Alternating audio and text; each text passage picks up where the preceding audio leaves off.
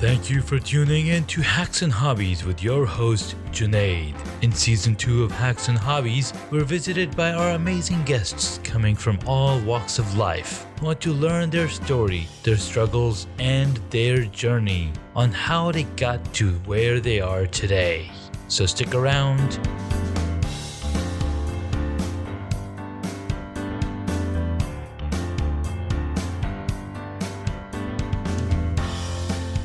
In this episode, I get to speak with Dr. Connie Omari.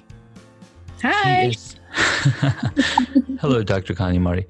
So she is a graduate of North Carolina, and she studied PhD from the Teachers College, the Regent University, where she's had defended her dissertation entitled Marital Attitudes and Expectations Between Whites and Blacks in America.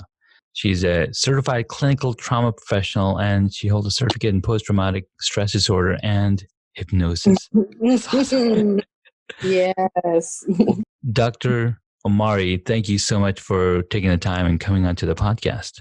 Oh, you're welcome. Thanks for having me. Absolutely. So we connected through my good friend Courtney Herring, and I've been connecting with Courtney for over a year.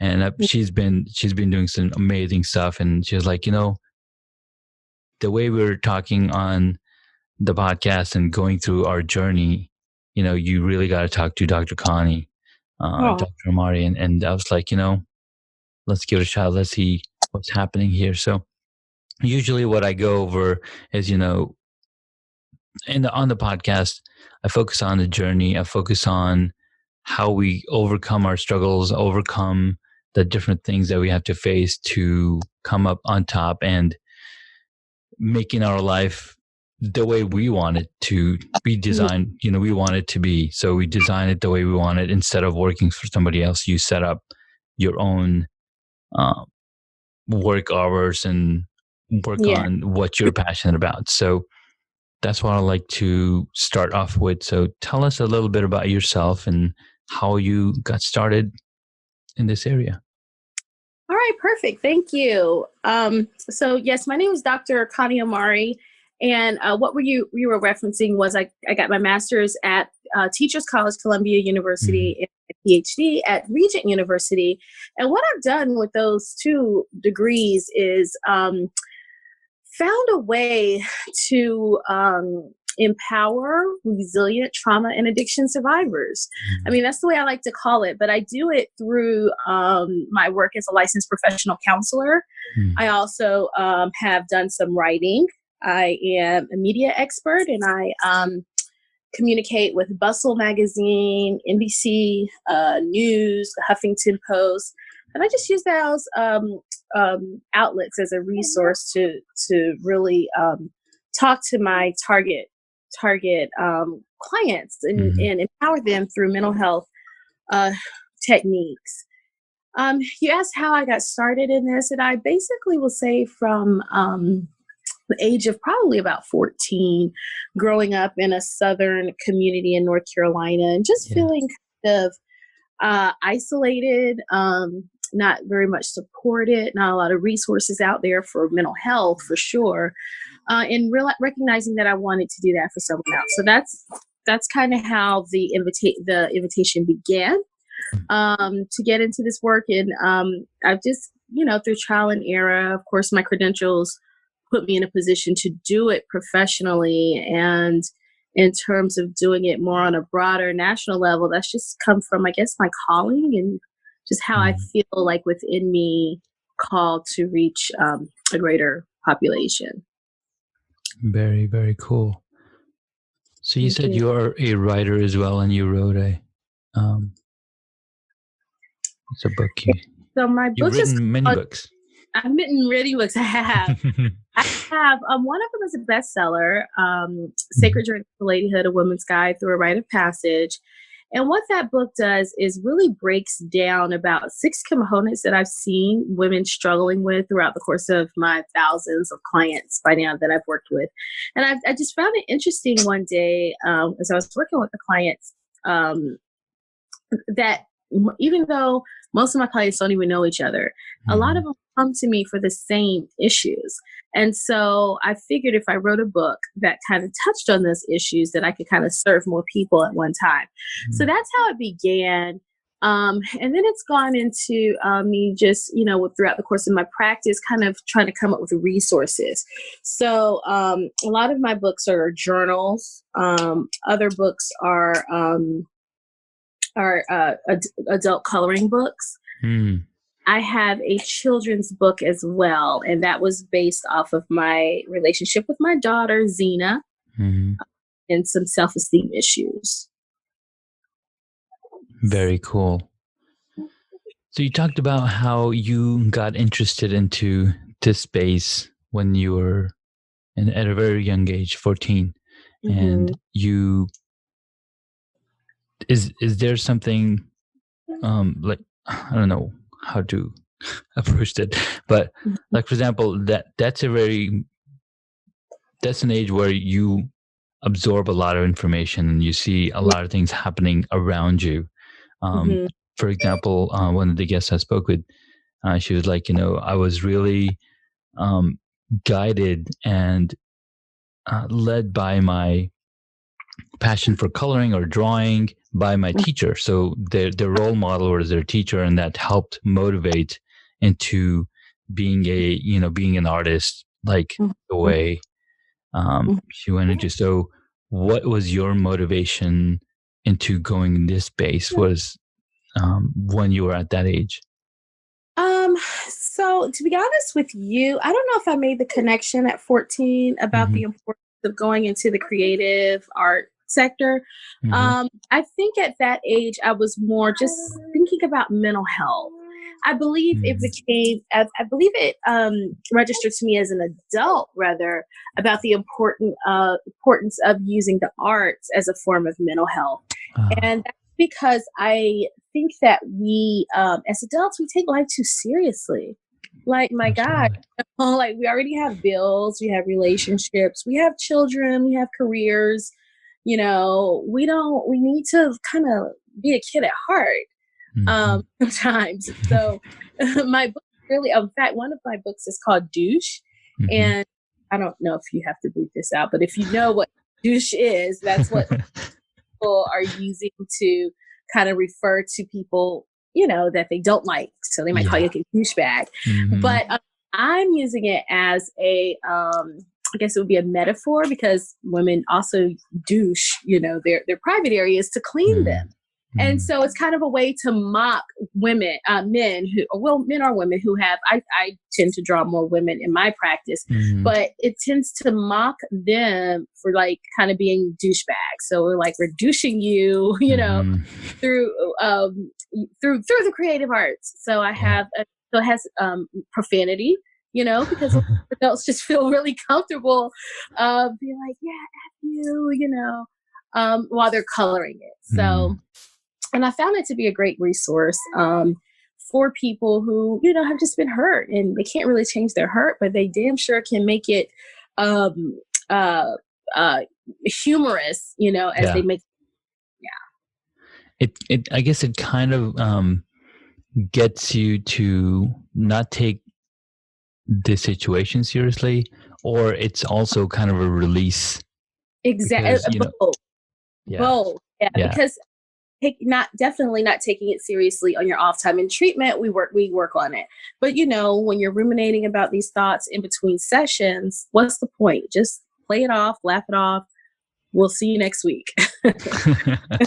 No, that's very true, because they've said, laughter is a form of medicine as well, because of the chemical reaction that takes place in your brain.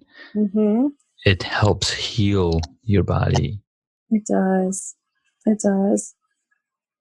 Nice. So one thing that I keep thinking about is,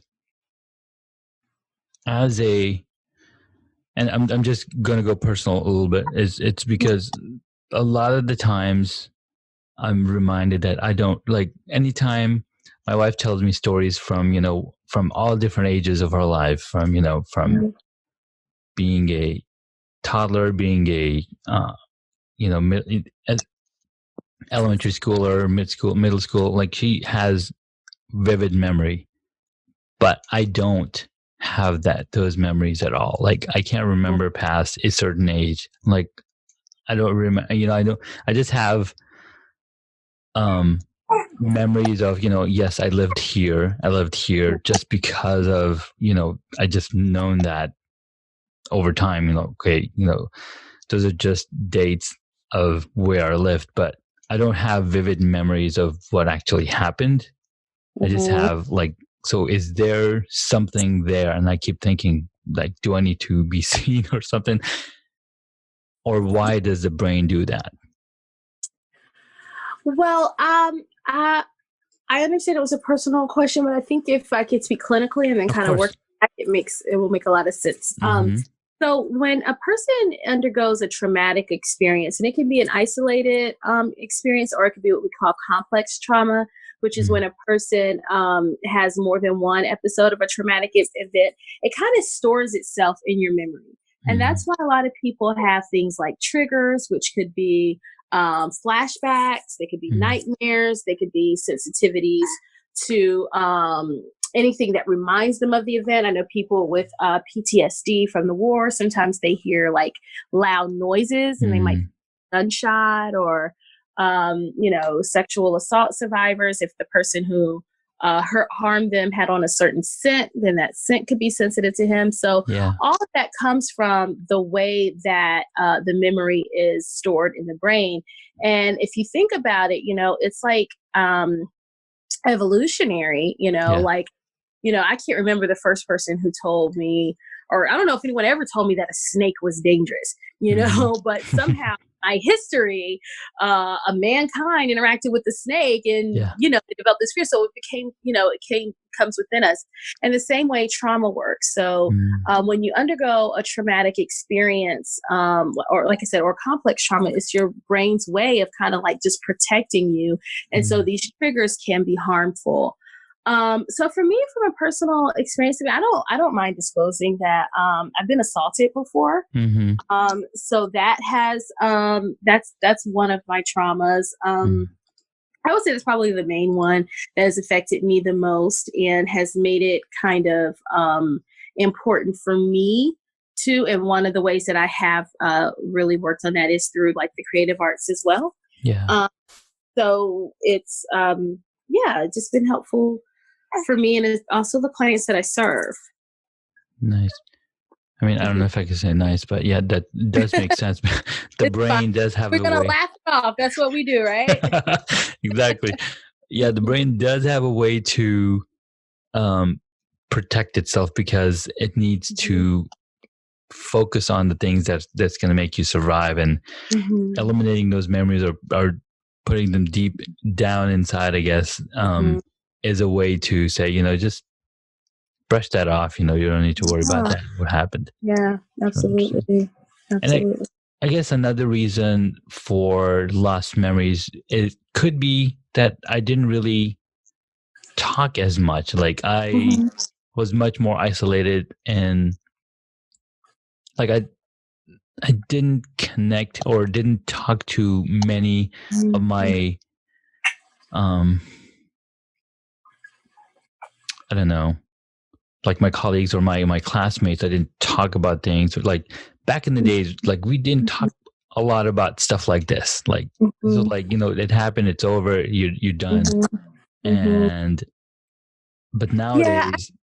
True. Yeah. Well, you're right. Yeah. Generationally, growing. That's another reason why I wanted to provide this resource to your effect. We didn't talk about it either. I mean, I'm African American, so in my community, and today, there's it's still very, very new and uncommon. But gosh, 20 years ago, it was like, I don't want to say unheard of, but it was not very. It was unheard of for me in my research. I found out as an adult that there were resources, but I did not know a therapist. I literally did not know of one existing. And knowing that I wanted to be one for that. And another thing and this is, I know this is an interview for me, but it could also be that, people tend to focus on things that are negative more. I mean, I hate to say it, but it's kind of human behavior. I mean, my childhood wasn't all bad, Yeah. you know, and of course I do remember some of the good things too, but you know, that's what trauma is. Like when you have a life-changing, life threat, like think about that snake example that I explained to you. Like if humankind had not stored that memory, you know, and had not retained that, can you imagine how many more, you know, deaths by snake bites we would have? Yeah. If we didn't know to be afraid. So hopefully that's a sign that you had a pretty decent childhood and not a lot of really traumatic episodes to hold on to. Yeah. As you know, became an adult. Nice. Yeah. Yeah. No, makes sense. Cool. So what is, who was there a role model for you growing up as well? And yeah, I know, because I know some of the things that we looked up to, especially back in the days, there's a lot of things that help us get out of the funk that we're in at the time. And like, for example, I learned about Tony Robbins at one trip, and I was like, this guy is like, I was watching an infomercial. Yeah. And I was like, I need to get these CDs because I like what he's talking about. So that, I think, like 20 years ago, that changed a lot of my mindset from, and I can totally relate to or point to a place that, you know, a lot of the enthusiastic behavior that I have comes from breakthrough from my own introversion, I guess. Okay, awesome. So how about you? So, you know, I think that famous people, I do know who Tony Robbins is, and I think that, you know, I've been influenced by a variety of people, but me, I also focused on what I felt like was local. And I mean, my mom was a great source of inspiration. Oh yeah. Oh gosh, she's pretty open-minded and understands the importance of you know, being vulnerable, exposing your story. But she battled an addiction for, I'll say, probably 20 years, which was I'm not 40, so it was a good chunk of my life, over half of it for sure. And all of a sudden, you know, and failed at quite a few times at trying to get sober. And then all of a sudden made the decision that she wasn't going to do it anymore. Yeah. And I use the saying today in terms of helping me to achieve things that I think are impossible. She said that she learned in her treatment about this acronym KISS, which is keep it simple, stupid. And I like it because it gives, you know, a lot of times we're trying to do major goals. We look at the end result. It seems so unattainable. So we don't even try. Yeah. But when you just take it like, and with recovery, her main model is just for today. So, you know, she told me after failing with, in rehab for 4 times, on the 5th time, I was like, well, what's different? And she's like, well, I don't know, but she just said, well, but today is going to be different. And then tomorrow it was, okay, well, tomorrow is going to be different. And then it was, all right, for this week, it's going to be different. And then this month, and then this year, and then it became like 10 years, you know? Yeah. So it's just amazing for me. So she says, I don't know what tomorrow's going to bring. And she'll say that even today. But she's like, but today, I'm going to be sober, you know? And I love that for her because it just really taught me how to take things. First of all, don't be too hard on yourself, like you said, from failures of the past. She can do nothing about the time that she did waste or the time that she did lose. All she can do is take advantage of this moment. And through that, I've seen her, well, she's an amazing grandmother to my husband. She has her own business where she provides, talking about using your own personal experiences, where she is a substance abuse counselor. She's got a license in that. She provides DUI assessments. She helps people, you know, in recovery all over the state. And so if that's not a testimony as to, and she'll still say, like I said, even to this moment, just for today. Yeah. Just okay. And then looking back, it's been a very long time. I can't even remember, honestly, the last time she's used. No, that's amazing. And that goes to show that because sometimes making a huge decision is much harder. It's like, oh my God, I need to carry this entire mountain on my back, or, I got to climb this mountain. But no, if you just take one step, and that's what, just for today, just, let's just do one step today, and then we'll see what happens tomorrow. That's a great advice. Love it. I love it. When we talked about earlier that mental health issue, or they weren't as public in the past, like you mentioned, you hadn't heard of therapists. We only watched them on movies and TV shows. Right. And Like, if I can be transparent, even then it was like Caucasian males. Yeah. So even when I saw them, they still didn't resonate with me. I was like, this doesn't, I mean, not to say that a Caucasian male can't be helpful, but unless he's done the work to understand his position in the world and how that might help a woman of color, then you're not going to be very helpful to me. Exactly. But then the other thing also, right, they would make fun of therapists and psychologists. Absolutely. Like, we're called, well, they do that today. They still do that. Yeah, I don't even tell people really. I mean, I have enough of an internet presence that people who want to find me can. Yeah. But honestly, I'm not going to lie. I sometimes cringe at telling people what I do. Yeah. Because some people, even in my family, have asked me, oh, you work with crazy people. No, I don't. No, I don't. And there's actually a saying that is common in the therapeutic community, that therapy is for people who have to live with people who won't go to therapy. Because the reality of it is we can all benefit from it. Absolutely. Lives, yeah.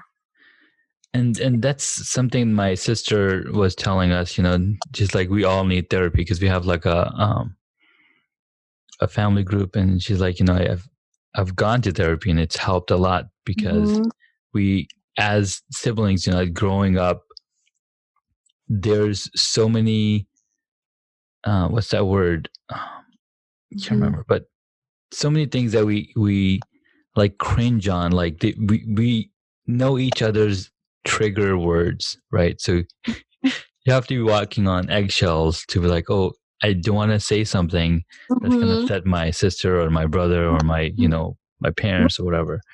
Right.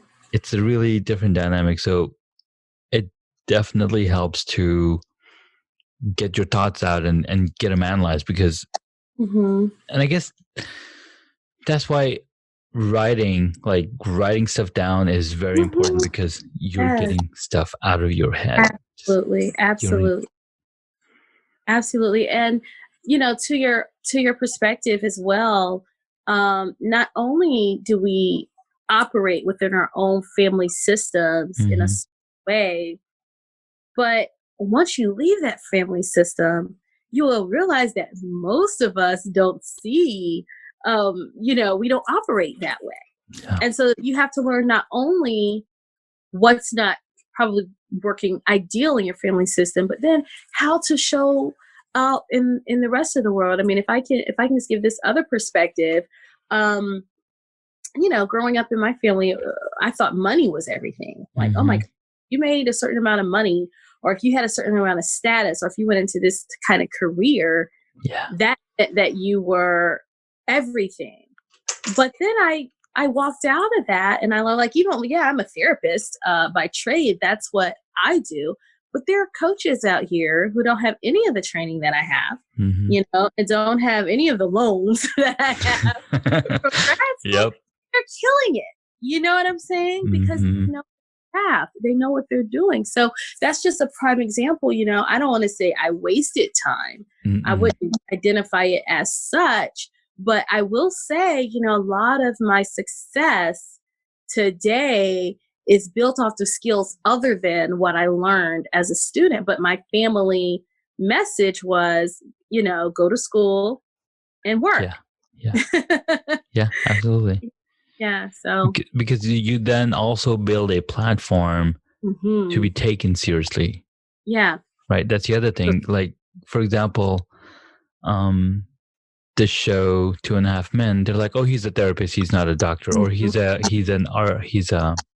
chiropractor, he's a fake doctor. Right.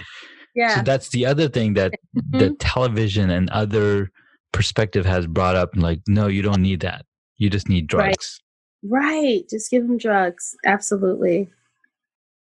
And I'm not opposed to them, but I certainly think they should be used in conjunction with talk therapy. Absolutely.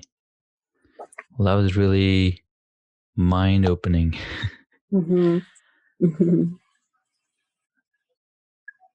So on a day-to-day basis, in your practice, you're helping in a lot of different ways, which is really amazing. And what does that dynamic look like? Does that help you grow, or are you also continually adding to your arsenal of information and how to treat? Is that, how does that work? I definitely think that I grow as much, if not more, from my clients than what they grow from me, if nothing more than my confidence. Because like I said, a lot of times I'm telling clients kind of like I kind of see the same problems. I mean, it never amazes me because I work with trauma. I hear some things that people are pretty shameful to discuss and embarrassed to discuss and things like that. And they seem to be amazed when I tell them I've heard this before, or I've heard, some variation of this before, or it's, or I'm comfortable hearing it. Things I can listen to things that probably will make some people cringe. And for me, it's just normal. So from that perspective, I think it takes me outside of my comfort zone. But I mean, just imagine, like right now, I'm licensed in 3 different states. And so I get the pleasure of working with, in close to 35, 40 clients a week. And so I get to hear different stories from people. I get to hear different perspectives of people. I get to, you know what I mean? So it's like, yeah. And so, and then I get to see how resilient people are, because everyone who comes to me has some level of fight in them. And so, and because I can say, you know what, this is my story, but gosh, this person went through this and look how they got on the other side of it, and if I get to say I've been a part of that, that just makes it so much more meaningful. And that's really powerful. And you're absolutely right. The, human beings, we are called the social animal because we like interacting, we like learning, and we like communicating to our fellow man, fellow woman. And that's what helps us grow. Exactly. That's pretty powerful. And that's what I'm going after with this podcast too. I get to, because I'm not in a profession where on a daily basis I'm seeing, or on a weekly basis I'm talking to 40 people. I'm not in that kind of profession. So I was like, how can I connect to my fellow man and learn those journey? Because I am a hobbyist by passion. I mean, I have multiple projects going on, and I figured reach out to the people that inspire me, that are doing the work, they're doing the type of the stuff that I one day could, bring that kind of change to the world. Absolutely. That's awesome. It keeps there's this one song by Michael Jackson that stays in my head, to make the world a better place. Oh yeah. Because we're only here for a very short time. Like in my religion, in the Quran, it says, you are only on this earth from the drop of a feather till it touches the ground. And that's our life. And that's it. Yeah. And it goes so fast. So there's a lot of reminders on a daily basis that we are reminded how fragile and how short our life is going to be. Oh my gosh, yes. Yes. Right? So, all right, awesome. We've talked about a lot of awesome stuff about mental health, about dealing with trauma, about how to play it off and use laughter and use basically not, because at the end of the day, we're not getting out of this alive. Right. So I do have some questions that I ask my guests. Okay. All right. So the first one is, what is one hobby that you wish you got into? Oh, I was going to answer that. Yes. A hobby that I wish I got into I've done it, but I want to do it a lot more. And that's traveling. And I'm working on that. I am working on that. Mm-hmm. When I was in college, I used to travel all the time. And then, I don't know, I became an adult, like I was telling you, where you're supposed to be serious. You're supposed to buy a house and get a family, all these things. And I think over the last year or so, I realized how much of that is missing from my life. And also, just, how I can actually incorporate my work into traveling as well. Yeah. And having the telemedicine set up, that helps you travel. Absolutely. In fact, my son is 12 weeks old, and he is from Ghana. Well, his father is from Ghana, West Africa, and we have a ceremony, a naming ceremony for him scheduled in October in Ghana. So we certainly be there, and I will be working while we're there. Nice. That's awesome. And because it's talking that helps you get that therapy, and that's doable. I mean, we're talking right now, so you can absolutely do that. That's awesome. All right, what is your favorite movie or TV show? The Wizard of Oz. Ooh, that's an awesome one. I love that movie. It's a beautiful one. All right, so tying into that favorite movie, what movie would you choose if you got to play a character in it? I've always wanted, God, you can probably think this is horrible. I've always wanted to be in one of those movies that represents Black culture, especially during the times of like Jim Crow, segregation, or even slavery. Lupita, I always mess up her last name, but Nyong'o, she won her Oscar for 12 Years a Slave. I don't know. I just imagined I was playing her role, like literally in my head. Because it holds such an important part in my identity. I think it would be very meaningful. So yeah, I would really nice. Like that. Yeah, that'd be a good one to be a part of, especially with Chiwetel, and Michael Fassbender. All right, cool. I like it. Yeah. So I am a huge superhero fan. So I put in this question: who is your favorite superhero? My favorite superhero is probably Sky from Paw Patrol. And I just like her because my daughter Xena likes her. Yeah. And honestly speaking, my daughter is 4, but I kid you not, she's a role model as well. And I feel like, because her spirit is just so, she's so open to seeing the world and, communicating. So it's kind of like, I feel like if she can do it, I can do it. Absolutely. Like, Paw Patrol Sky. It gives me so much courage, but that's a whole nother podcast episode. Yeah, absolutely. Because kids, they see and they tell you, like, they do not have a filter, and that's amazing. Not at all. Love it. And I love her, and I hope she never loses it. Yeah. Yes, absolutely. Awesome. Last question. If you were a board game, what would it be? A board game.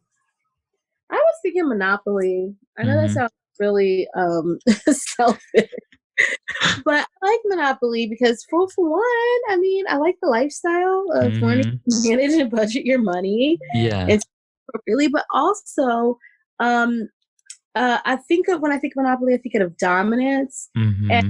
I I like the idea of being able to dominate what I do well. Yeah. A huge part of my success has been really based off of me knowing what my strengths are Yeah. and what they are not.